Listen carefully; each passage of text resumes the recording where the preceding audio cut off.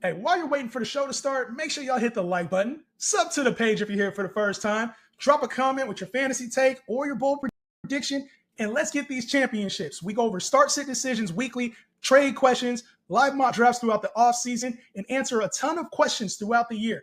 So make sure y'all show some love. Even if you disagree with what I got to say, just know we put out the best fantasy content right here on J Hen. What's good? What's good? What's good, y'all? Your boy Justin Henry here, man. Obviously, we gonna be live today doing some mock draft. What's popping with y'all, man? Hopefully, you guys are enjoying your Wednesday. We did not have a chance to cover one of the big things that happened yesterday. Darren Waller was, oh my goodness, traded to the Miami Dolphins. We got to talk about it because we're not getting prime Darren Waller. And even Darren Waller towards the end of his prime before he retired wasn't all that good anyway. So for me, you know what I'm saying, we got to tap in on it. Obviously, we got a mock draft today. Might have somebody else come in and help me. May or may not be having that happen. How y'all living today, man? Go. What's good, Trey? What's popping? If you haven't got your tickets to fantasy football training camp, by the way, get those. Kyrie, what's good? He said, Justin, what's good, Brody? I'm tapped back in. Happy Wednesday, everyone. Well, listen, what it do? Shout out to y'all who got here rocked in early, man, on YouTube and on Twitch. But listen, today we're going to have some help. You know what I'm saying? It's Wednesday. I feel like this is becoming a trend here on Wednesdays. And my guy, Laquan Jones from NFL Network, NFL Fantasy. Yo. What's going on, my dog? Yo. What's good? What's cracking? Man, chilling. Feeling that shirt, though. Cyclops, bruh. Hey, man. Sometimes we all got to feel like the hero. I feel that was good. He said, drop a like when you get in the chat. You already know what it is, man. But today we're going to be doing a mock. I want to get your opinion on this because I was, you know what I'm saying, I was going to go in and start getting this ready. But you trying to do a super flex draft today or you trying to do a regular draft? Like, where you at today? You trying to do super flex? Super flex, I'm with it. Bro, I'm with whatever. I'm trying to just get these mocks in, bro, and just try to stay close to what's going on. That's the best answer. Looks like, I don't know if that's me or Quan. We got to figure out LQ if it's me or if it's you, but I got to get this connection up to speed, man. We're going to be doing a mock draft here on the page. Hey, don't even sweat it, bro. Be like that. You feel me? Sometimes mine earlier was going, I was like, bro, what the fuck is going on right now, man? As long as you know. Trust it be like that. Everybody got that. You know how it is be lagging. Hey, that's everybody's favorite excuse when you play in the game and it start lagging. You like, oh, it's the internet. It's the internet. Like, nah, you just trash, bro. You just trash. Yeah. Know what? I'm gonna fix this. I'm gonna jump out and come right back with you, bro. Because I can't be having this. We gotta talk. We got a lot to talk about today, man. Yo, Darren Waller, we gotta talk about that. Are you coming? You ain't good right now. But let's talk Darren Waller here in a second. Let's talk Darren Waller here in a second, man. Hopefully we can get Quan back in here, man. Drop the link. Y'all want me to drop the link right now? Y'all want me to drop the link right now? What up, Ryan? How you living? The only thing is when I drop the link early, sometimes when I drop the link too early, it feel like some of y'all dip on the whole draft. And I want people who hear. You know what? Here, I got you. My internet was awful on the game. It'd be like that, bro. Be like that. Actually, I'm going to make sure Quan get in there, and then we're going to do a super flex. Y'all come up with the ranking. Super flex. We got to do super flex. You back yet? Is he back yet? Super flex, and then let's see. We're going to do super flex mock today. 12 teams. How many receivers? Let's do super flex with – we got to do 3 receivers. That's how we do it here. Super flex. This is how we do it, bro. All right. And I'm going to take – what spot y'all want me to take? What spot y'all want me to take? What spot y'all want me to take? Before Quan get back, man – before Laquan get back, DeAndre Ayton to the Lakers. Let's talk about it. I don't get to do a whole lot of hoop on here because you know what happens when I start talking hoop? Everybody did, but I feel like hoop is like to the core. So we gotta start running up the hoop combos on here again. I don't know. I'll figure something out throughout the season. But DeAndre Ayton to the Lakers, man, this is a big move Obviously, he got bought out by the Portland Trail Blazers. And when it comes to DeAndre Ayton, it's like you get mixed bag because when he's healthy and he's locked in, he's a good piece to have. But when he's not focused, when he ain't focused and he's hurt and he's not playing, he's not a good thing. So DeAndre Ayton, hopefully playing with Luka and LeBron, can help out. And I think this is a good move for the Lakers. Like if you're trying to keep LeBron for this last year, whatever this looks like, you get some help. So the last part of this is what point guard can you go get? If you can go get an elite point guard, I ain't saying no names. I don't think Dame time's coming, but it'd be nice as a Laker fan. And I know he's going to be out for an extended period of time. I'm not saying we get Dame, but I don't know. Hopefully DeAndre Ayton is the athletic big that they're looking for, somebody that can add an extra 15 a game. Like he's better than Jackson Hayes. So DeAndre Ayton, I'll take it. Expected to sign with the Lakers. We're doing 3 receivers. We do 6 receivers would be crazy. We're doing 3 receivers. Here, let me go. Oh, pick 6. Pick 6, middle pick. All right, bet. I got to save a spot for Laquan real quick. Let me make sure he gets in to the draft.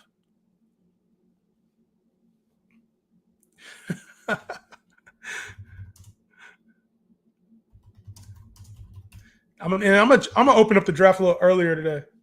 I'm gonna take pick 6. Y'all like me to take pick 6, but then I'll be going on auto pick too much. I'll be going on auto pick. He said it's a good pickup, but it's kind of risky. I agree with that. But what's the risk? You do got Jackson Hayes. It's like we were already good without DeAndre, and it's just another piece in this offense. You feel me? That's the part that I see. It's not like it's some crazy expensive piece. It's like we get it. I don't know what the final numbers were contract wise, but I can assume it ain't gonna be nothing crazy for DeAndre Ayton. It shouldn't be nothing crazy. All right, here's a link. Dropping a link in the chat, y'all. Dropping a link in the chat for this draft. Obviously, let's get this thing. Hopefully, y'all were ready for it. But yeah, I think this Ayton pickup, I think it's a good pickup. He's a shitbird. Shout out to Coach JB for that reference. But, I mean, at the end of the day, if his head can be in the right spot, we're going to be all right. But we back. We back in a major way. LQ, everything good on your end, bro? Yeah, man, we looking good, sounding good, feeling good, man. I'm in the flex, and I'm at the 3 spot, so we about to see who I'm about to pop off with. Bet. Well, before we get into the mock, if you didn't see the link to the mock, I just dropped it. We're going to be mocking in give us 3-4 minutes. We got 4 spots left in the mock draft. Head over there. But we got to talk about it. One of the unexpected things that happened this offseason. We saw Jonnu Smith traded. And we're like, who's going to be the tight end 1 for this Dolphins team? Obviously, decent look, I think, for all parties involved when it comes to Steelers, getting what they need, Dolphins getting what they need in the secondary there, getting Minkah Fitzpatrick back. I get that. Yeah. But the fallout was who's going to be the tight end 1.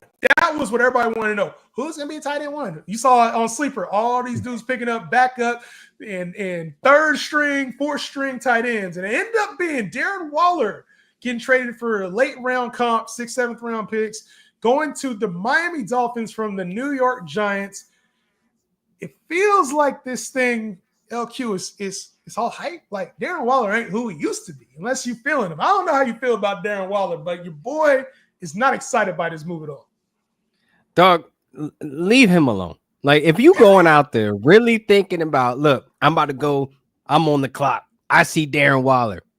What are you thinking? You need to be somewhere in the institute, like a facility somewhere, and checked out, because this dude hasn't had a good season since 2020. He hasn't had a full healthy season since 2020. And let's honestly put in context of when he hit his peak, because Jay, listen to me. I understand 2019 and 2020 happened, but who was his target competition? It was Hunter Renfrow, Nelson Aguilar. No, don't worry, I'll help you. It was Brian Edwards and Zay Jones. What are we talking about peak? That boy hit fire. He struck fire when it was on fire, where he was the guy. He's now going to Miami and bro, he just said a year ago he lost passion for the sport and he's out. He still had money on the table. This man still had money on the table and left, was like, I'm out. I'm about to be a rapper at 32 years old. I'm about to drop an album. Oh, we saw how that went. They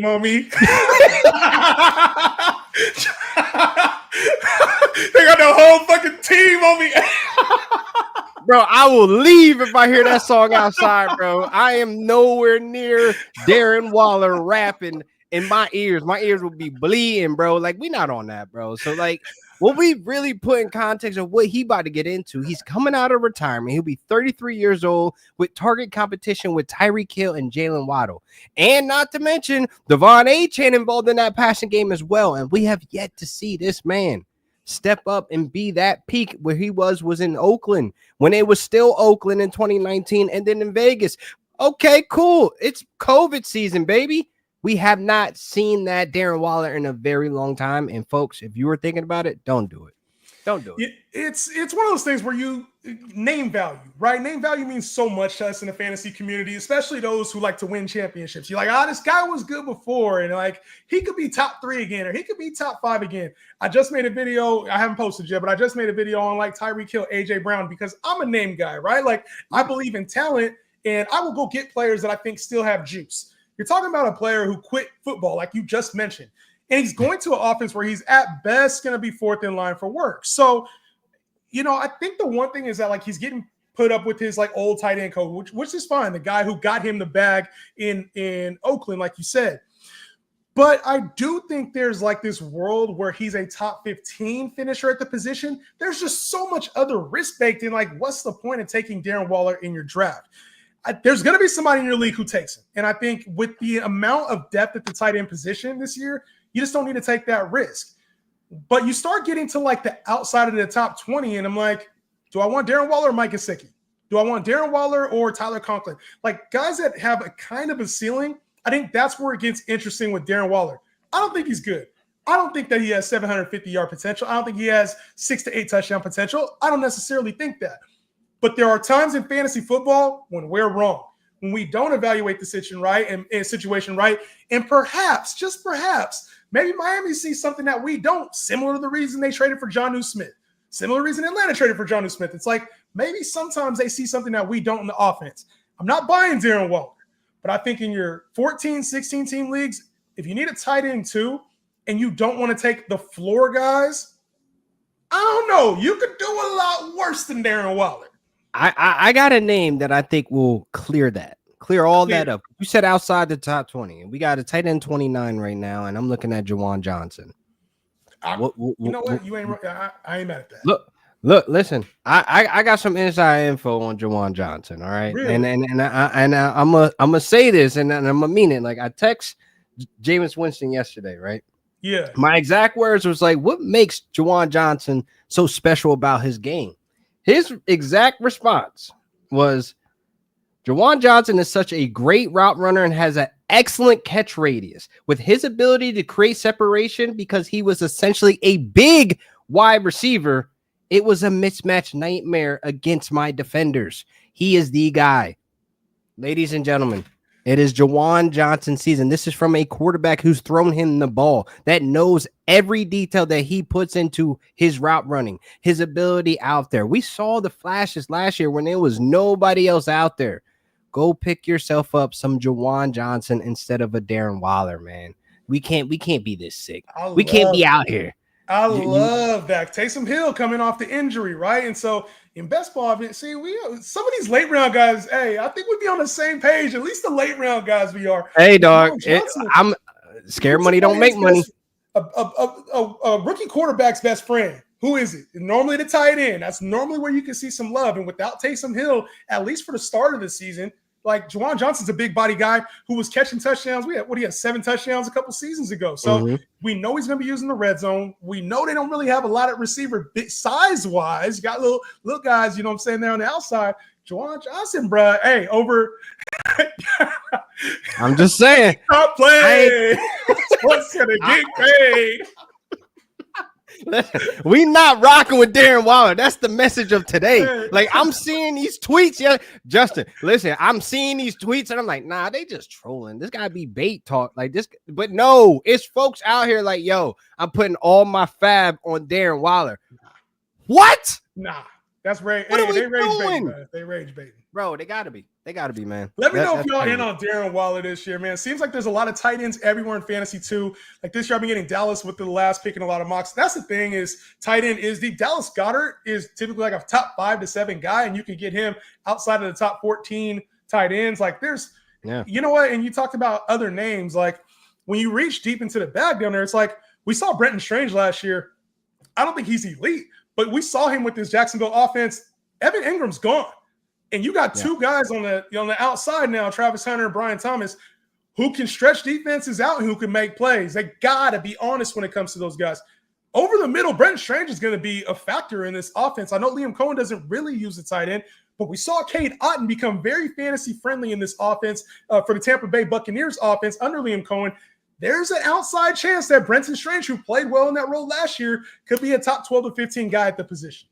And look, here's why Brenton Strange is a good gamble, because it's a low risk, high reward. We understand that Travis Hunter is going to be playing both sides of the ball. So therefore, when we saw Cade Otton step up, that's when Mike Evans and Chris Godwin went down. There's opportunity there. So yes, you look at Brenton Strange like he's a nobody. He was the backup to Ingram, but no, there's going to be times where Travis Hunter is going to be gassed because he just played some defense, or he did special teams, or he did this, he did that, whatever the case may be. He may not be the offensive motor, but he's going to be incorporated in the offense as a weapon. But when you look at Brenton Strange, there's really not much secondary competition there when it comes to the targets. I mean, Parker Washington's cool. I liked him last year with the little flashes and opportunity he had, but let's keep it real. Brenton Strange is incorporated as looked at as like, oh, we could let Evan Ingram walk. We cool with, Christian Kirk leaving, like Trevor Lawrence. You have weapons now, and I feel good about Strange. So that's a low risk, high reward here. And do not draft Darren Waller, bro. Like that's the exclamation point here, folks. That's it. Hey, if Darren Waller hits, though, a lot of people gonna be like, "Hey, look, I told you." Scream at me. They know where to find me. I ain't losing no damn sleep over no Darren Waller bad take. You must be out of your mind. Out of your mind. Out of your mind. Listen, I ain't drafting a whole lot of Darren Waller, but it just wouldn't shock me. It wouldn't shock me if he was like, if he had a couple games where we're like, oh, that's the old Darren Waller. But I just don't see it on like a long-term basis. I don't see it. Bro, it's gonna be like week 6 and he's gonna pop off. He's gonna put up like 15 points. I'm like, oh, I told you. And he's gonna disappear for the rest of the season. Come on. We know how this game will go. Get in this mock draft. We got 3 spots left. Team 1, Team 9, Team 11. We got a trade question that came in, though, LQ. It was, would you trade a 2025, the 104, and Terry McLaurin for Amon-Ra St. Brown in a single QB league where you start 3 receivers? You already got Josh, BTJ, you got Marvin Harrison, Olave, but your running backs are rough. So it looks like you're trying to get a Marion Hampton at the 104. You don't even know if you can get him. I think that's a lot to give up. That's right a lot, man. Like, I don't know. I don't know how I feel about this deal. How you feel about it before I get into how you feel about it? So the 104 McLaurin for Amon-Ra to add him to your arsenal of a Brian Thomas Jr., Olave, and Marvin Harrison. It gives you stability because I see why he kind of shook right now. I mean, Olave and Marvin Harrison, question marks right now. We don't know if that second year happens and if Olave, if he can even stay on the field long enough. But I see why he's desperate right now to get it. But, oof, man, them running backs are bad too. I think the gamble here is that you have to hold, you're a slave to the draft spot now, because if somebody else says, I want a Marion Hampton, now you're getting another receiver with the draft pick. So that's the only part. And I can't tell right now. You're saying you want to trade that for St. Brown or that you have St. Brown. I really can't I can't tell. And it doesn't matter to me because I think in this deal, the part that I would want to have, I probably would just want the 104 McLaurin. I don't think McLaurin is that far off of Amon-Ra St. Brown. And St. Brown, you're probably getting max value for right now. But at the 104, if you can get Travis, you can get Hampton, you can get Tet. I think you can get obviously you're not getting Genty there. But I think with that pick, you can – it's not too big of a drop. You're flexible. Yeah, you're flexible there as well. So I kind of like the 104 side a little bit more. It seems about right, pretty lateral. I would just – you don't have to trade. But you don't have to trade. That can also happen too. That can be an option. You don't have to trade. Just you have to trade. If the trade offer's there, get it done. Get it done. Over trading is better. Facts. I just got the first and second next year for Zay Flowers I shipped off, so I am very well aware of the overpayers. Bye, Zay Flowers. Yeah. Oh, 1 and 2 next. Yeah. Go ahead. You're making bad decisions last year. You're gonna make bad decisions this year. Facts. So that pick is about to be early as hell next year. We eating, baby. That's how you gotta flip them and get them. I hear you. So you're trying to stack an elite player. The thing is, how old is St. Brown now? Is he 26, 27? And I feel like this offense is coming. He's coming off of a knee injury, first of all. Second of all, you're starting to get now Jamison Williams taking on a bigger role, Gibbs taking on a bigger role. The offense is going to change under Ben Johnson. So I think St. Brown's price is probably as high as it's going to be. Personally, as a guy that's a slot, this team's going to evolve at some point. Probably a new quarterback in here at some point once Goff retires. I think St. Brown's value is where it is. And I think it's not that far of a drop-off for Terry McLaurin for the next year and a half, 2 years. Get that 104 and get you like kind of a reset either at the position or at another position. Agree. That's how you got to do it. I mean, play it out that way. You don't want to sit here and like overthink this. So yeah, go ahead and pull that trigger. Got you on the advice, man. We need 2 more spots. Two of y'all can get in this draft, man. We got 2 more spots in the draft so we can get it started. We normally don't ever have a hard time filling these drafts, which is crazy. What team do you guys support? I'm a Niner fan, and you a what? You a what? A Lamb fan. You a what? Hold up. You a what? You a what? Super Bowl edition? Hey, the Rams. Hey, that's tough though. Well, blank gang. I mean, it's been 30 years, right? God damn. Come on, man. Yeah, y'all better show LQ some love on his pages too, bro. Giving us quotes from Jameis on the stream, bro. That's love, dog. Facts, man. Jameis, I met Jameis 2 years ago at the HBCU Legacy Bowl. Ran into him while he was taking pictures and stuff, and kind of like told him what's up. What I'm here doing and stuff. Because I was there with the NFL Network, and like we just kind of just been exchanging these last 2 seasons. So of course, like when he got that opportunity with Cleveland, I'm like, dog, every week, like let's go, man, go out there to sling it. The fantasy community rocking with you, bro. Like just know we behind you. But, hey, and tell his ass we need him in New Orleans. That's what we really need. We need to get his ass back to New Orleans so he can turn up. Word. That's why I had to tap in with him with Jawan, man, because he know what that boy can do because he's seen it up close. And like I'm watching film on Jawan Johnson. I'm like, come on, man. Tell me my eyes are telling me what I'm telling like myself. Like, come on, man. Nah, you ready for that? Y'all, we gotta do this with a bot. There's no way we're gonna do this with a bot. Let's get this work in. Mock drafts. Come on. Somebody watching. Tap in, jump in. Let me see if I can get one of my homies that's on lunch break or something right now. Yeah. Well, I'm about to do that, or I could just drop it in the Discord real quick. Somebody will get in. Drop it. Somebody will get in. I'm gonna throw it in the homie group chat. Yeah. Here you go. See how fast we get that thing filled if I drop it in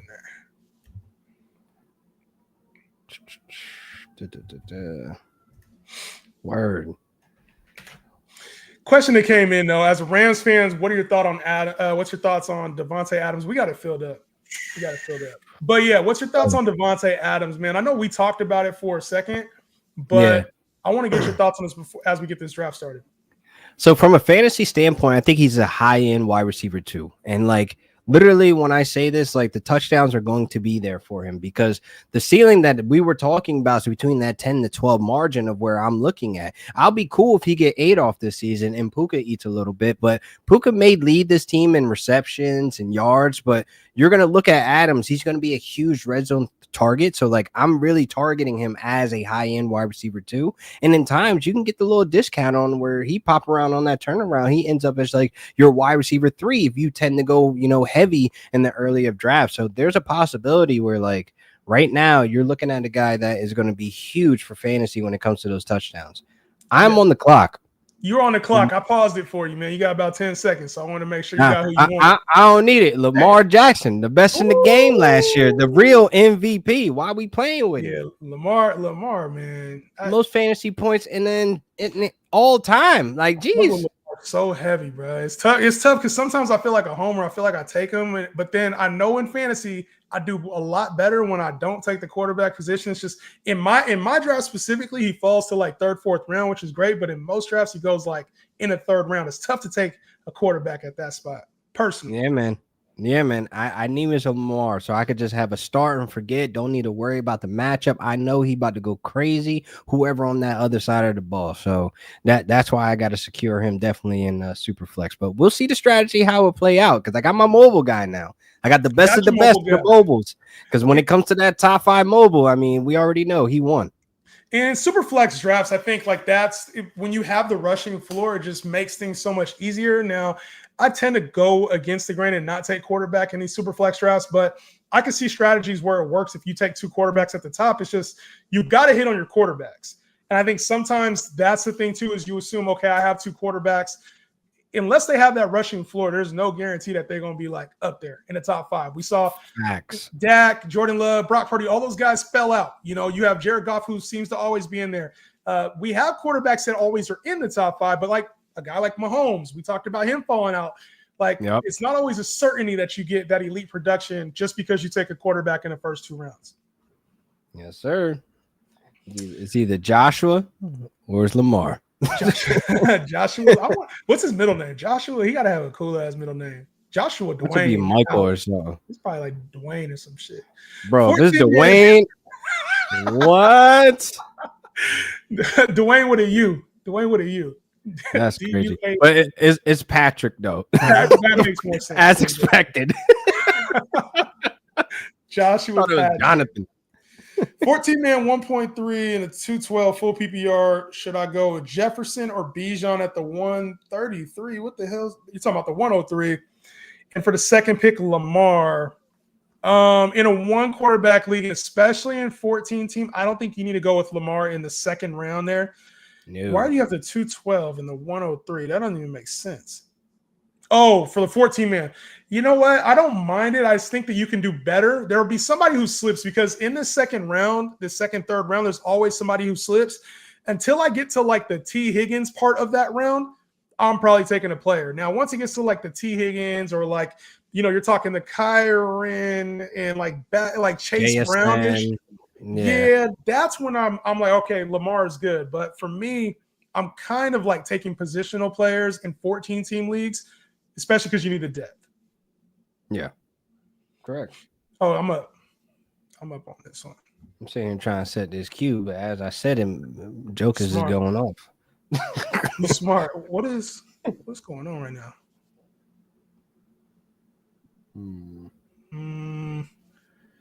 Yeah, I'm about to take A-Champ, bro. Double up on explosiveness. Sometimes you gotta have them game changers, bro. You gotta have them game changers, man. I don't typically go running back early. Normally I'm receiver heavy. What about you? Like, are you best player on the board? Are you like, I see a certain position, I want to target it early in a super flex draft? Are you kind of rocking with the flow of the draft? Like, talk to me about your style when it comes to super flex. So I need my security at the wide receiver 1 spot right here, and I'm on deck now. So it doesn't matter if I show my hand. I'm taking a wide receiver. 2 guys that I want are here. So boom. Here we go. I'm going to take Nico. And this is why. I'm rolling the dice with Houston. I'm rolling the dice with CJ Stroud and et cetera, this offense. But I need security there to know that a guy that's going to have a high target share and make a huge impact every Sunday when it comes to being healthy. Obviously, he has his injuries, but again, I need that security as the wide receiver 1 if I end up taking the quarterback early. So most of my strategies, like now, I could chill off a quarterback for a couple of rounds. I could literally chill and just stack the positions where guys are slipping, like Nico Collins. Yeah, and it's cool when you know you can get like position flexibility. It does give you a little bit of leverage because you're not having to like the draft board isn't telling on you, right? Like draft board's kind of telling on me right now. I got to get a receiver, quarterback. Like I'm probably not going running back. So when you're able to be a little bit more neutral at the top, I do think it gives you a little bit of leverage. Now I'm also. I ain't like this pick. Hold on, bro. I ain't like this pick. But hold up. Let me. I gotta let you cook. You was just talking slick about Marv not too long ago. I gotta hear this now. Now, here's the gamble. Now, I told you I need security at my wide receiver spot. I didn't like the running backs here. I wanted T. Higgins, but I'm like, I'll be gambling there with injury. At least with Marvin Harrison, he's youthful. there is a set agenda plan to feed him the ball, get him activated. There seems to be a notion that him putting on more weight, he's about to be this guy. You know what I mean? So I'll take that gamble here to back up a Nico Collins in, his injury history as well, just in case, but I'm still getting a wide receiver 1 for a team. He may not be the first option, but he'll make the biggest impact on the offense if things fall right. See, what about Kyler, though? You had a lot of questions about Kyler not too long ago. You get off the game, bro. Hold on. It started growing, like is Mars starting to be like, all right, I can palate Kyler being a disappointment now? Is that where you at? You know what? Outside of Superflex, he's not going at the 112 spot anymore. He's not even going in the first round period anymore. So I'm okay with that. So if I address the first round, how I plan to hit some of these redrafts this summer, where I have a 1, if it's AJ Brown, if it's Puka, Malik Neighbors, whoever the case may be, I can gamble with Marvin Harrison as my wide receiver 2, because I'm not getting that bang in the face with the eggs on my face, putting them at the 112 spot last year, And again, last year was all pumped up because he still is that guy coming out of college. Like, the tape don't lie. Like, he still has that ability. It's just a matter of figuring it out and moving up to the next level, So I'm willing to take that gamble with him as my wide receiver 2, but I'm not waiting in drafts for Marvin Harrison to be my 1 just with the product that we were left with last year. Man, I really like Marv this year, and I've been talking up. I've been trying to leave every draft, like the competitive ones. I've been trying to get Marv there in like the 3rd round, and I feel like he's going to be such a value this year because we might get like top 5 to 10 production from him at the receiver position, and we're getting him outside the top 12. Like, that upside is there to me. The same upside who I thought about with B. Tom and Malik. Yeah, but you know who I thought about here too? Garrett Wilson and Marvin Harrison. Like, for you on the clock, who would you even think I got a high upside for wide receiver 1 production week to week? I think Garrett Wilson probably is the more certain player to be a top 10 guy, in my opinion, that's going outside of that range. But I think the intriguing factor for Marvin Harrison is like the touchdown upside, right? Like, we saw Trey McBride didn't get force-fed a whole lot of touchdowns last year. Yeah. I think his number comes up, but that's not really their red zone guy. They need Marv to be their red zone guy this year. They need him to be better. And I think Marv, I'm playing more of the ceiling with Marv over Garrett Wilson. I would rather probably draft in a vacuum Garrett Wilson because I think he has a higher floor. Yeah. But I think Marv's upside is crazy. Like, if you compare those two together. Justin Fields, you think he hit 4,000 passing yards? Hell no. With GW? Nah. So be coming down. Let's bring it down. Let's iron it out. I mean, he's coming down to 3,400 yards. I think he can hit 3,400 yards. I think he probably hit a career high in passing yards this year. So 3,400 yards. Let's say Garrett got like 1,300 of that. Like, I'm expecting some touchdowns to come with on them yards, right? Yeah, got to. Got to. So I'm expecting him to be the target hog over there, the main producer over there. Like, he ain't got nobody really that he got to worry about. So I feel like, that's in the realm of him where I feel good about taking Garrett Wilson as my wide receiver 2 here as well. No, Garrett Wilson, to me, Garrett Wilson has a lot of upside this year. And like you said, he hasn't been a touchdown guy, which I would say is probably the one knock, is that he hasn't been a touchdown guy. But if they come, even if he gets like 7 to 8, the volume is going to be there for him this year. So this is the pick I was hoping he was still going to be cooking. I thought he was going to go earlier in this round, but here we are. DJ Moore, lock him in. You excited for DJ Moore? What if he's not the guy in this offense? You go get Luther Burden in the first round. I'm not really worried about Luther Burden, but he's a Ben Johnson guy. It's one of his first picks. You get Colson Loveland in the first round, a Ben Johnson guy now, one of his picks. You already got Romo Dunze, who was a top pick last year. Maybe he's the guy, maybe he's not. And you got DJ Moore, who is probably going to be out of there in the next 2 years. Like, you think it's DJ Moore season at wide receiver 3? I feel like this, right? There's a huge discount on DJ Moore because in best ball leagues right now, he's going where Mike Evans is going, Calvin Ridley. He's going where Xavier Worthy is. Like, all these names have question marks. And at least with DJ, we know he has a great play caller behind him. And with DJ Moore, his ability, he's able to hit the jet sweep. He's able to stretch the field, be short on the screen. He's able to do a lot of things that we've seen Ben Johnson unlock for Jameson Williams. So I'm not saying he's going to be as electric or fidgety as a Jameson Williams from a route running standpoint, but when it comes to impact on the offense, that's exactly who I want on my rosters, bro. I just think his role is probably gonna be declining here. It's a tough player though, because he has the talent. We've seen him do it before, but like I would much rather get a DK Metcalf that went right after him. I'd much rather have DK for his upside, as like we know he's the guy Aaron Rodgers is gonna force feed him the rock. I'd much rather have DK Metcalf over DJ Moore, but the same range. It wouldn't surprise me, like yards after the catch is what he does, but I'll take DK's touchdown upside any day. A couple questions came in while we've been drafting. The first one, am I crazy for considering trading Saquon for Gentry in a keeper league? I feel like Saquon won't repeat the season he had, and if Gentry explodes, this might be the best chance to do a 1-for-1. This is tough because you're giving up the better player, obviously, but like long-term in a dynasty league or a keeper league, 1-for-1 is kind of the move. Like you have to, because Gentry at worst is probably going to be a top 10 back, but like at his ceiling, he's going to be similar to what Saquon is, minus some of the receiving work. Put it like this: this is the cheapest Gentry going to be if that thing hit this year. I'll tell you that. It ain't going to be no 1-for-1 next year. So again, pull that trigger. If you got that gut feeling that Saquon ain't going to repeat, which he's not, like rushing production wise, he's not, but he's still going to be a top 5 running back this year. Like I feel like he's always going to have that floor because of the PPR upside, the catches and touchdown upside, the scoring opportunities and stuff. So, but why wouldn't he be like top 3 again? Like really, the only reason he's not a top 3 back again is if he gets hurt. That's literally it. Yeah, best O lines in the game. Like he's one of the best running back talents the league has ever seen. Like why not? Saquon could be 1, Gentry could be 4. Like we still in the same ballpark for the trade. Like I'm not tripping over that. I'm taking it. Yeah, because even if he shows flashes this year, say he finishes his RB12, let's call it, right? Even if he shows flashes, that's another year Saquon Barkley's older now. Now that's another year Gentry, we're going to be like, oh, this is the year for Gentry now.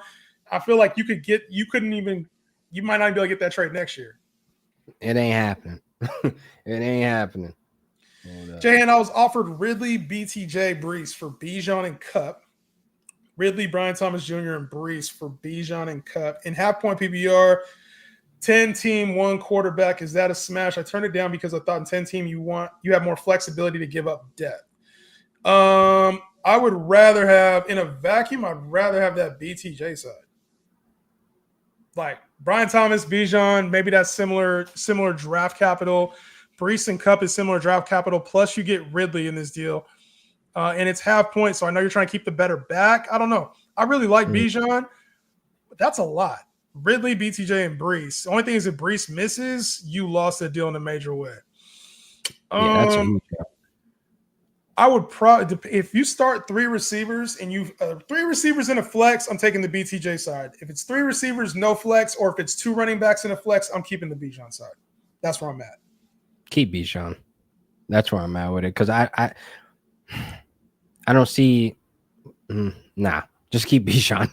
I don't even want to overthink this. Brian Thomas, though. I mean, we know Brian Thomas got insane potential, though. That's the only thing. So does Bijan. Bijan.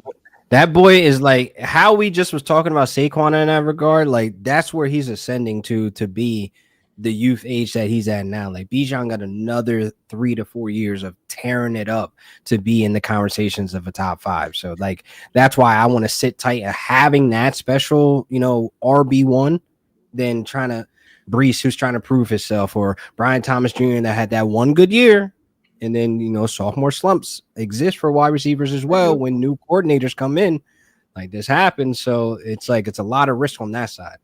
Now, I don't know if you know, but you're talking to a Bijan, you know what I'm saying, a Bijan stand. Oh, yeah. Mustard on the beat. Mustard. I don't use the term glaze, but that's what I'll be doing. I'll be talking about Bijan on this page, right? He my number 1 player overall. Oh, no, I got to get you back. Hold on, I got to get you back. He my number 1 player on the board. Let it rock. I'll go with Swift as RB1 here. You'll go Swift? Let it rock. Swift. All right. We let it rock then. But Bijan, man, there's a lot. Like he goes, in ADP right now, he's after for sure. He's after Chase, after Saquon. And then I've seen in some rankings where Jettas even goes ahead of him. I got him as my number 1 player on the board for the reasons you talked about. Because if you miss on the Bijan year, you're missing out on like 2,000 yard potential, 15 touchdown potential. Like life. Yeah, the number 1 player in fantasy for a reason. Where do you have Bijan ranked right now in your rankings overall? Overall rankings, he's at 2. And I got to give it to Jamar Chase because he still got Burrow. Like, you still got that elite trio there with T. Higgins, Jamar Chase, and Burrow. So, like, I'm going for like 56-point games, on Sundays that has that possibility on the table. And this is what Jamar brings. And that's what Burrow can provide. So he's going to be my number 1 for, until further notice. I ain't mad at that. So, Bijan, bro. I feel like Bijan about to have one of them years. Jahan learning because my Lamar, Henry, Kyron, and my trash wide receivers gave him nightmares. You know what? I'm not gonna lie to you. It's not the setup. Like, I kind of feel like, did you auto again? I did. I was just about to pick too. I can't take Aaron here. No, I can't take Aaron. You got an extra. You got an extra 30 for that one. Go ahead. Yeah, bet. But it's when you hit on the players in Superflex, I feel like that's the most important thing. Like, you hit on your quarterback, you hit on your running back, both your running backs. The thing is, last season we saw the running backs stay healthy. We saw the running backs be efficient, and I think that's the thing. Is if you hit on your running backs in Superflex, I think it could be lit. So, trying this out, I'm not sure how I feel about the way this setup's going, but I kind of like it, Trey. I kind of like it. I'm not gonna lie. I'm not gonna lie. Damn, y'all let me stack up on some receivers right now. I stacked early. I'm good. I didn't think I was gonna get all these receivers. Thank you, Jahan, for letting me get my Hampton discount. Oh, Hampton's all yours, bro. Did we already talk about Hampton? No, we didn't actually. We haven't yet. Okay. No. I've had a couple people come on the channel already, and one of the talking points is like Hampton at 15, right? Like RB 15, ahead of like Alvin Kamara, right there in line with like Joe Mixon, and ahead of some of these like more stable names that actually have the rushing room. The Chuba Hubbards of the world, Kenneth Walkers of the world. I don't think Omarion Hampton should even be in these conversations right now. I think he should be going outside like the top 20. Where we're looking at Pollard, Aaron Jones, like in that bag area, even with Jordan Mason, that's where Omarion should be sitting at the top of. Like, he should be there because he's not, like, I don't want to say he's not going to play early, but it's more likely that Najee is going to handle a majority of the workload very early in the season. Like, we're not going to really see Hampton unleash until November, December. But the second half of the season, LQ, but the second half of the season. That's unknown. Like, I need Mixon. I need Kamara. Like, what are we talking about when we look at those two names alone right there? Like, Kamara, the PPR upside, he had his career year last year on the ground. He's still explosive. He still has a crazy juke rate. Like, these are things that still exist within that player. And Joe Mixon, y'all better stop playing about Joe. Man, I'm not playing. Y'all better stop playing with Joe. Like, he's still out there. He was the RB2 until week 15 last year. Thank you. 21 fantasy points per game behind Saquon. All right, cool. Now let's keep it on hush. Keep giving me Mixon in the 4th round, bro. I was doing a bunch of underdog drafts, and I got like Mixon, Kamara, 4th, 5th round in almost every single. I was getting tired of taking them. I'm like, damn, I got to draft somebody else because I keep taking them. That's where I'm at. Where I'm like, you know what, man? I'm getting sick of this. Y'all keep letting me hit the same move. Like, it's crazy. Like, what are y'all doing? Kamara cut. I felt like I was getting so much of that. I'm just like, shit. Look, man, we can only give the sauce, but we can't make people eat it. It is what it is. That's facts. That's crazy. We get in these middle rounds here where a lot of the name brand starters have gone by now. Especially in super flex leagues. This is when we get backup quarterbacks, we get second string running backs. We're starting to get in this tight end range here. Is there any quarterback you're looking at that you think, I know you talked about like Russell Wilson. I'm not sure I want to go that far down, but like, is there any quarterback that you think in this like second tier, or call it a third tier, that just outside the top 15, but not like the bottom of your draft quarterback? Is there anybody that you're looking at you think, I think they have QB1 potential this year? That's somebody that just went off the board here. Stafford, that's one of them. But Sam Darnold. Now, I think right now we're left with the last product that we've seen him. He got burnt out by my Rams. That's how we hang that banner. But what I'm saying is, like, he's going into a new situation. And I feel like we're looking at him as if he's like this Sam Darnold of the Panthers or the Jets or even San Fran. But I'm looking at it as like now he's coming in with momentum. He's coming in with confidence, and the pieces around him aren't terrible. Like JSN, Cooper Kupp, MVS, I mean, Elijah Arroyo, the run game's there with Zach Charbonnet, Kenneth Walker. He has solid pieces. So it's like he can't fail that bad, right? Like he can't go out and fall on his face, right? But like, hold up, let me make this pick. You up? You get it in? I did not. It didn't let me. But since I'm talking about him, I'll go Sammy. I'll go Sam Darnold. Just to prove a point, because peep this, right? As a QB3 on my roster, if he has that QB2 potential and Kyler is still Kyler, he is not running as much as we want him to. He's not connecting with Marvin Harrison, and Sam Darnold's starting to look like he's decent to give me at least 15 to 18 fantasy points. Cool. Because I got the God up there. I got Lamar. So it's like I'm safe. I'm good at that. I'm secure. So yeah, now I could just cruise on, and hopefully these other positions, you know, they smack them in the mouth where they need to be on Sundays. And I think the one thing about Darnold is you have to buy in. Do you think he can hold on to the starting role the whole year? Like he obviously made Justin Jefferson, Jordan Addison top, 15, I don't know, top 20 receivers. Both of them were top 24 receivers last year. Yeah. But I think Darnold is good enough, and you get with an elite offensive play caller in Clint Kubiak. I don't know that he maybe has a season that he did last year, but like going down here, there's a lot of value. I just don't know if he has the ceiling to reach that with JSN and Cooper Kupp here. But I like Cooper Kupp a lot, and if I like Cooper Kupp a lot, I must have to like Sam Darnold a lot because they go hand in hand. Like. That's the noise I was talking about that one year with Kirko. Like we pumping up Justin Jefferson, like he that guy, but who is he catching the ball from? And Kirk was solid. There was some up and down roller coasters that come with Kirk, but at the same time, like we pumping Justin Jefferson up, we gotta show respect to the quarterback. And like that's where a lot in these super flex drafts where guys like Sam Darnold, we pumping up JSN in the second round, mid-second round too, in these freaking best balls. Hold up now. Yeah. How he getting that ball? He not creating on his own. Like, right. Sam Darnold has to be somewhat of decent if we're going to push these guys up to these ceilings. Like, I'm just saying. It's tough because that's the part I don't get. So even we haven't talked at all about him, and I probably don't want to talk too much about him because I don't really think he's going to be anything. But if we're expecting Ashton Genty to be a top 5 to 7 running back, not Weir, but the community expect him to be a top 5-7 running back. Also expecting Brock Bowers to be the tight end 1, Kobe Myers to be wide receiver 3-ish. Then why the fuck isn't Geno Smith going earlier in drafts? Like the offense, if it's that good under Pete Carroll and Chip Kelly, then why are we not taking Geno a little bit earlier when that's very similar to the setup that he had in Seattle. You talk about elite ground game, you got the receivers out there, you got options.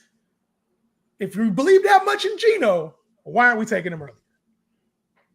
Listen, sometimes if you believe that much in Genty and Bowers, I should say. Sometimes the fantasy streets talk back.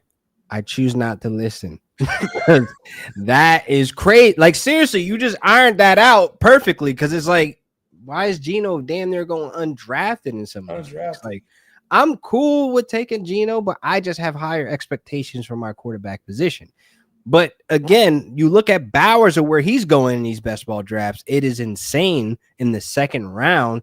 Then you looking at, all right, well, I believe in Jacoby Myers to be a solid wide receiver 3 because that's always how he's been. He's always been a 1 for his team with a lot of volume, secure, reliable hands. Like this boy do not drop the ball. So, like, he has great qualities and traits, but if Geno is bad, then that means that Jacoby got to come down a little bit, right?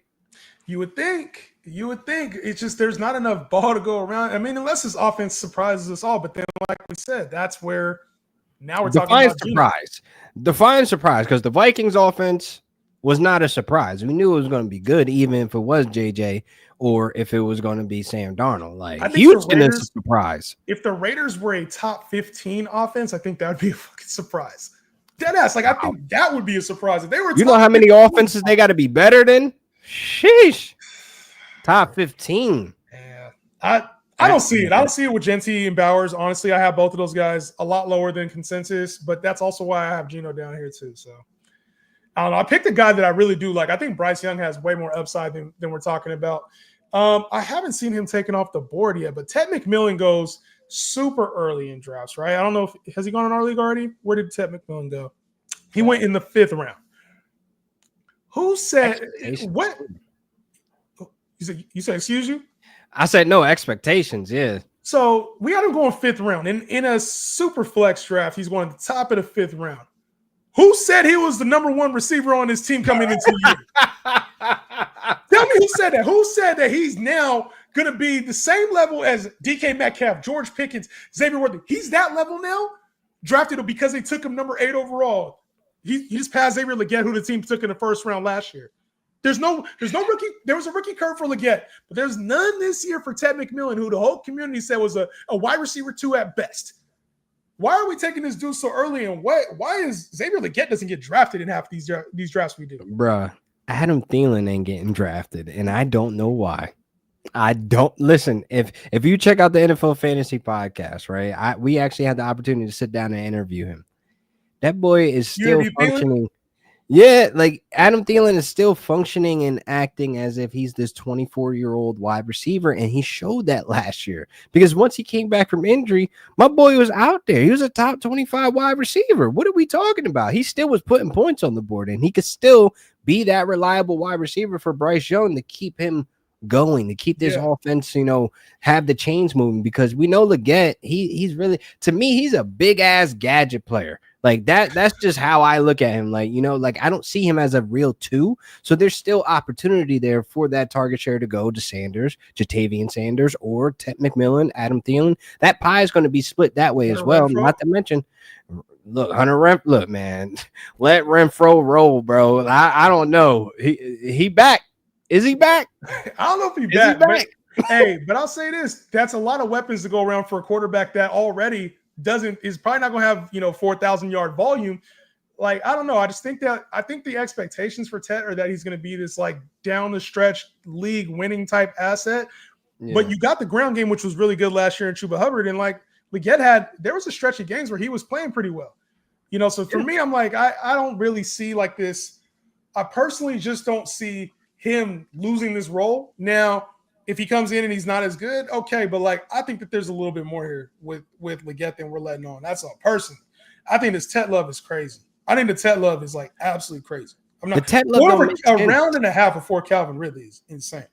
But here's the thing about the Ted Love, like it don't make sense to me, because if you remember, you was outside, the talk about him going into the combine and then the talk about him going out of the combine. The dynasty folks was writing him off like he's slow, he's hurt, he can't do this, he can't do that, blah, blah, blah, blah. Draft happens. He goes to the Panthers. All of a sudden, the dynasty community wiped their slate clean, and then now we see this boy going in this range with folks that he ain't really supposed to be at. Nah. He supposed to be way, like, bro, when I talk about way down, honestly, I'm going to give you 3 names. This is where he should be going. Ricky Pearsall, Matthew Golden, Jaden Reed. That's where Ted should be living at, like round that ballpark, because it's like he's an unknown. Yeah, like a true unknown. He went 5th round. We got Cooper Kupp down here in the 9th round. Jaden Higgins, who went a round after him, is going in the 11th round. Matthew Golden, the same round as him, going 5 rounds after. Hey, give me Darnell Mooney. Darnell, I ain't a big Darnell Mooney guy, but like, what? For free? As opposed to Ted in the 5th?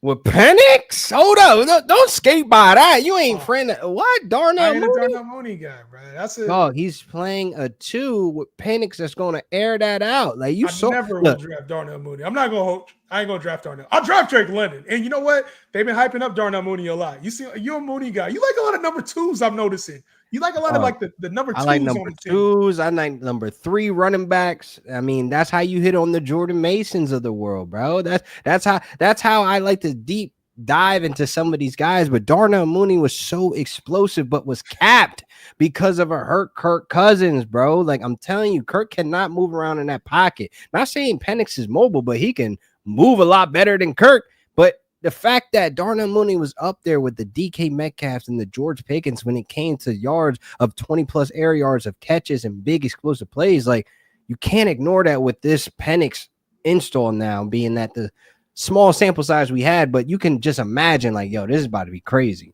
It is about to be crazy. I think Penix is a hell of a value where he's going right now. He went earlier in this draft than I was expecting him to, but Michael Penix, if he's everything that this Falcons team traded to or drafted him, like not traded, but just like took him way earlier than expected, if he's anything that they drafted him to be, and we're willing to start him over Kirk Cousins at some point in the year last year, like what he did in those last couple of games, him and Drake London had an incredible connection. Did you know this about Drake London? I didn't notice it until today, until I did some research. The last 2 weeks of the season, week 17 and week 18, were the very first times that Drake London has ever in his career had back-to-back 100-yard games. Oh, shout out to Arthur Smith capping that boy. A couple of 90-yarders in that banger, but geez. A lot of 90-yarders in there. That's what I'm saying. I see, like, damn, he was right there. But hey, shout out to Drake London, man. I mean, apparently him and Penix gonna be something, man. I'm telling you, like, that's a best ball stack that I've been getting as well. Like, I've been getting that, so I'm like, all right, let's see where this can go. You on the clock, my man. See what this last pick looking like for you. Shout out to everybody who drafted with us. Little Jake Ferguson action at the Okay. We talked about him. No, Darren, you ain't want the beam on him. Hey, top off. Wait, hold on. He ain't, hell no. I'm making sure he ain't get drafted. Hold up. He better not. There ain't no way. What y'all doing? Yeah. All right, he good. He's still out there. He ain't on there, man. Listen, we finished the mock draft, but I've been saying I don't want to rank a whole lot of teams. I feel like it's a little early to like rank teams.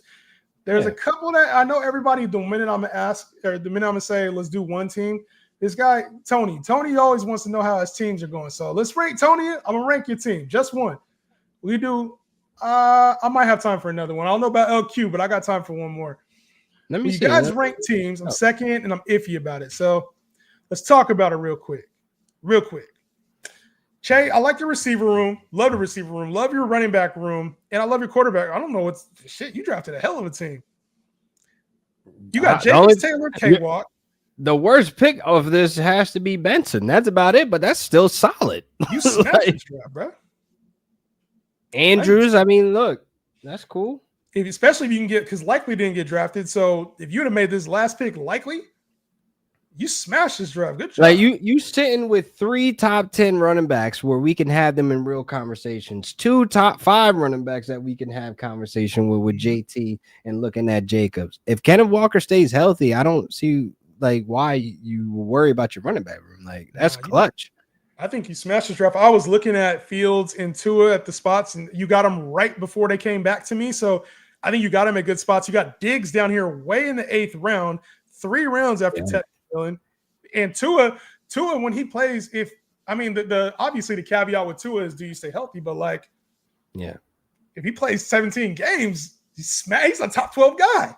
There you go. He lives in that range of where Jared Goff's and the Justin Herberts and etc. Like that's really a good pocket to get him. Yeah, man. How you looking on another one? You want to do another one? You got to get going. Talk to me. Where you at? Man, let's look. Hold on. Where is it at? It's the Derrick Henry team. Right here at the, what is it? Right here 109 spot? Yeah.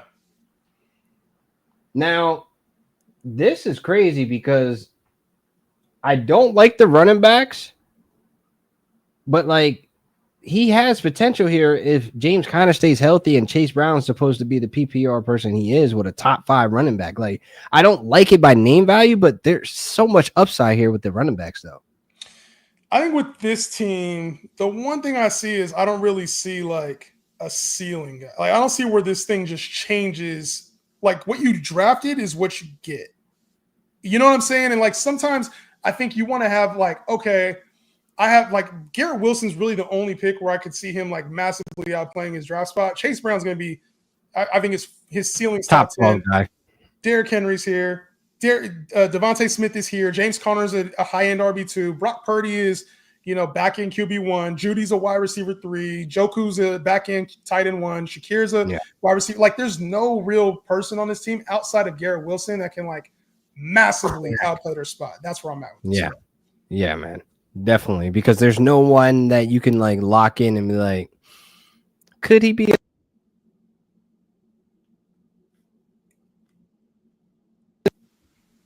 like JK? He can be a guy that can be the red zone, the short yardage, and like cool, but what does that equate for fantasy points on Sunday when he's in my flex? Like, I don't need just that production. Like, I need more. I need what I saw last season with the Chargers.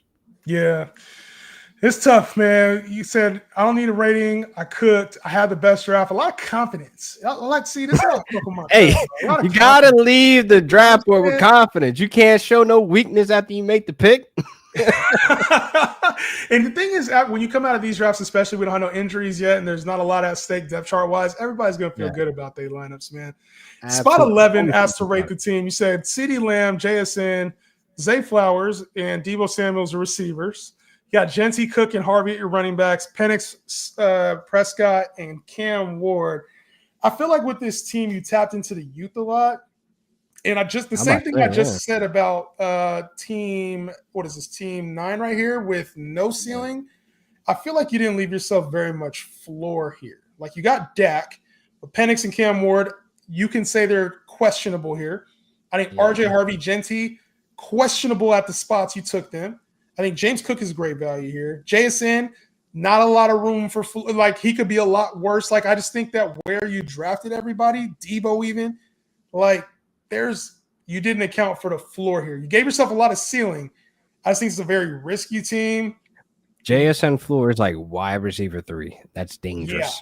That's dangerous as a wide receiver 2. This is really rolling the dice. Like, I understand scared money don't make money, but boy, you about to go broke if this don't work out, because the quarterbacks we touched on sus. I mean, look, I like the running backs. Like, I'm a huge Harvey guy. Genty's obviously a lock. James Cook is a guy that was very efficient last year, got those goal line opportunities, but it's like everywhere else there's scattered worry. I mean, Genty's RB5 here, where you could have took Derrick Henry and had a much like the season that Genty hopes to have, Derrick Henry will have. And RJ Harvey, like, same thing. You're in a timeshare in Denver. You probably could have just took James Conner there and had like a really nice floor. Or like Derrick Henry's floor is Genty's ceiling. Like, yes. That's just crazy. Like, that's really crazy right there. Actually, but that's how he's being drafted right now. He's being drafted. Genty's being drafted like he's Derrick Henry, and he's not. Like, he wants a 1,500-yard season. Derrick Henry, if he didn't have a 15-yard season, would be a disappointment. This takes me back to when people were overdrafting CEH, overdrafting Miles Sanders. Like, the talent is there. We respect it and understand it. But when we start pushing these guys up ahead of some proven talent, that's where things get sticky and a little wonky, and that can lose you the league. Like, that could lose your season out right there with these type of decisions. I would say this team on a scale, normally I'm around like an 8 to 8.5. I would say this is like a 7.98. I just think there's a lot of risk for the reward. I don't really see the reward here with where you took everybody, personally. I think if it was Dynasty, I'd obviously feel way better about it. Oh, yeah. Yeah. You got something to work with. You can make the mistakes and re-up next year, you know? Right. I guess we might as well. Hey, everybody wants to know how they did. Ryan, let's see how you did. Jefferson, AJ Brown, McLaurin, Kyron, Chuba Hubbard, Pacheco. I like your start here. You grab great quarterbacks. Great start here. Jaden Reed, Evan Ingram. This is a solid squad, bro. Solid squad. That. This is a heavy hitter. Daniel Jones at the end, Jaden Higgins at the end. Let's go. Hitter. You got two of my guys, man. DJ and Jaden Higgins. Let's go. And Jaden Reed is your wide receiver 4. This is a heavy hitter, bro. I like the squad. It's like an 8-4, 8-5 to me. 8-4, 8-5. Reed or Matthew Golden is where I'm at right now, trying to think like who's going to be that flex that can have that big playability. So I don't know. Got to wait until training camp. What is there to think about? It's Jaden Reed. Jaden Reed is the play. He is the deep threat. He is the play, but then you got Golden. Like, how is he going to be utilized? Because nobody has mapped out his exact, ability of what he's going to be for this offense. Because we know what Christian Watson was. Does that now go to Matthew Golden of how he was utilized? Or is he going to be the Jaden Reed just on the other side of the field? Like, it's one of those things that we haven't mapped out for the Packers. So like, I'm not doing any investing in best ball, any of these mock drafts with Jaden Reed or Matthew Golden until training camp happens and we get some reports. Like we get something to chew on, you know? Yeah, I think what Jaden Reed's been for this team for the last couple of years now has been like, you know, kind of the upside. And I think Golden gets involved. It's just a matter of like, I don't think you just push Jaden Reed to like this number 2 role when I mean, he will turn into that. I think this season, though, it's tough to say that when Jordan Love, he likes to spread the rock out. Like he gets everybody the football. So I think Jaden Reed's just such a value right now. You have to guess kind of on Matthew Golden, whereas I think with Jaden Reed, we know what he's going to be year 1. Facts. JN Team Nasty too. I like my squad. Man, so we're gonna review your squad real quick, and then we'll review my squad. You got Lamar, Kyler, Darnold, Nico, Harrison. I like the receiver setup. How you feeling about this reuniting of DeAndre Swift and David Montgomery? Actually, were they in the same backfield? They were never in the same backfield, were they? No, one took the other job. That's what happened. Yeah. Swift left, Monty came in, and I definitely feel like, you know, at least with this duo here as my running back 1 and 2, I got safe floors because both of them have volume on the table. So therefore, it's just, are their teams going to create scoring opportunities? And both of these guys, Swift has some red zone experience, but I look more for him on my roster as a PPR guy. 70 targets I mentioned before on here with Ben Johnson in Detroit. Then you look at Monty. He's always going to be involved in that short yardage area. Yep. He's always going to be in the red zone as long as he's healthy. So I can live for a RB2, getting some type of touches and production outside of the red zone, but most definitely in the red zone. Yeah, and then you did the same thing, just the other version, the Pittsburgh version. You see what I did? One guy came in, the other one out. In with the new. Now, Caleb, I don't mind it though. Caleb as an RB3 feels better to me before, like, you know, these best ball drafts where I see folks trying to pump them up as a reliable running back 2. There is no reliable running back 2 in Pittsburgh because I feel like we're going into this blind. We don't know what that situation is going to look like, but as my 3, yeah, I could rock with it just in case if he does pop off. Yeah, Najee at your 4 is crazy. I mean, yeah, Najee somehow sticks on this job for 15, 16 games. That's a smash. Bro, I'm giving him 8 weeks that I need from him, bro. 8 to 9 weeks is all I need. That's all I need. And I think that's the part that everybody, like maybe in best ball, okay, like Amari and Hampton, you want to take him, that's fine for the second half. But like in regular leagues, you don't know what the running back situation looks like because guys get hurt too often anyway. There's backups that emerge. Like it's tough to try to play for week 15 through 17 in redraft. Like it just doesn't make sense to me to like try to we did that last year with Jonathan Brooks, and what happened? Bro never played. Like it's just a long time to go with that player starting. Oh, yeah, he played. That boy just went right back. Yeah. I ain't laughing at the injury. I'm just laughing how crazy it is. Like we was pumping him up as the savior for the fantasy playoffs, and I was on that boat. I had a ticket. And that boy, he kind of messed me up because in that situation, I was forced that year to take him as my RB3. I was forced because of how much hype he was getting to where you have to take him in that 7th, 8th round. I think that he was going. Like that's where Hampton should be one of me. 7th, 8th round, then it's palatable. But there you go. I think I did good on this team. Got Gibbs, Achane, Stevenson, and Spears, my running backs. I feel really good about the running back. Waddle. I feel like I didn't get the receivers I wanted. I got clear upside, but I didn't get the stable. Outside of Evans, I didn't really get the stability I wanted, but I think everywhere else I'm good. With quarterback, I got upside and floor with Young and Rodgers. I feel good about this squad. Bro, the value on Waddle is insane because I feel like if they get right this year, Waddle is a high-end wide receiver 2 with wide receiver 1 weeks. Like there is so much potential there for him. Like I just can't speak enough on like if this offense in Miami is healthy, and this means obviously Tua, there's nothing that is really stopping this team going back out there like how they were lighting it up, attacking vertically. And Waddle is still him when it comes to the route running, speed, and reliable hands. Like, it's just crazy. Yeah, and his issue's really been staying healthy, and it's having Tua available. And then Tyreek was out last year, or hurt last year, not out but hurt. But it's like the one thing about this Miami offense that typically happens, I don't want to say all the time happens, is that it goes strong for like the first half of the year, and then in the second half of the year, it's like it gets stuck. Get cold. Yeah, get cold outside. Don't move as fast.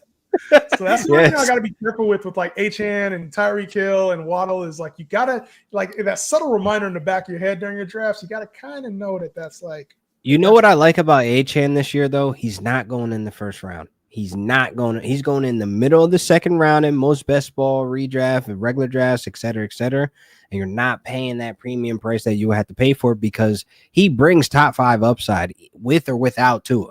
Like he's going to be able to create his own opportunities, create his own scoring factors because again, he is the motor of this offense. Like he's the guy that's going to be able to beat them outside as a wheel route, as a receiver, as a guy in the red zone. Like he's going to catch the ball and run to the house. Like that's just who Devon Achane is. Yeah, man. Especially once big Darren Waller comes and opens things up over the middle of the field. Oh my God, bro, go to bed.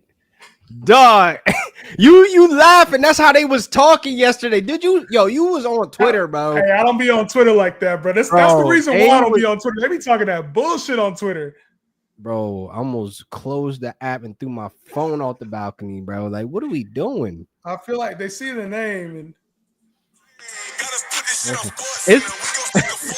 is this not the same as the Odell Beckham signing? Yo, you wildin' for you downloaded that? I got that on Apple Music, bro. I was playing it to annoy my son the other day. Dog, delete all that shit. Hey, I seen the TikTok. I think there was a TikTok with him and John Gruden, bro. I had to pull it up because John Gruden's face, he was like, John Gruden's face was crazy in it, bro. Hey, you gotta watch it. It's a TikTok with Darren Waller and John Gruden, bro, and they're going over his song lyrics. You gotta watch it. That shit was so fucking funny, bro. I cannot believe he is supporting the cause. This is crazy. Hey, you the reason why he's back outside. Bro. Dog, he better not rap again. Put the mic down. Look, clip this. This is you rocking out the Waller. We're gonna be out for the day, y'all, man. Appreciate y'all tapping into the stream. Hit the like button. We'll see y'all on the next one. Peace out. Yeah.